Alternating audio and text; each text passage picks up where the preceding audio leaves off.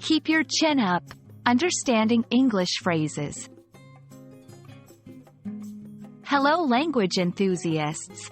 Today, we're diving into a phrase that you might have heard quite often but might not be sure about its meaning or usage.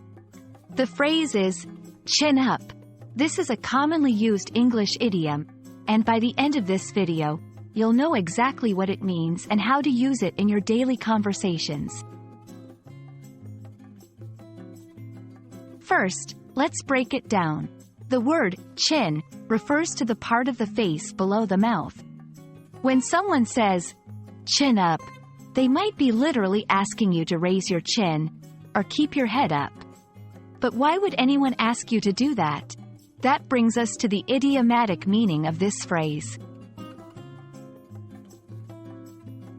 When used as an idiom, chin up is an expression of encouragement. It's a way to tell someone to stay positive, remain hopeful, and not let challenges or disappointments bring them down.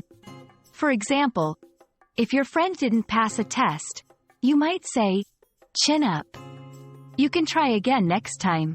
It's akin to saying, don't be disheartened.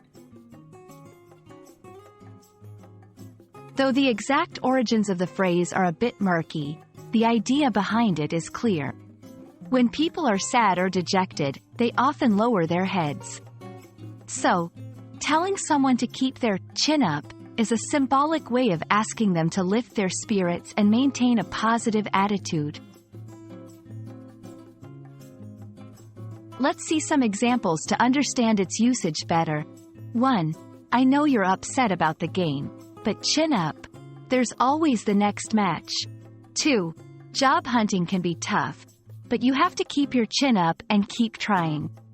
3. After hearing the sad news, her friend said, chin up, things will get better. And there you have it. Now, whenever you hear the phrase, chin up, you'll know it's a friendly nudge to stay positive and hopeful. English is filled with such colorful expressions, and understanding them will surely enrich your language journey. Remember, no matter the challenges, keep your chin up and keep learning. Until next time,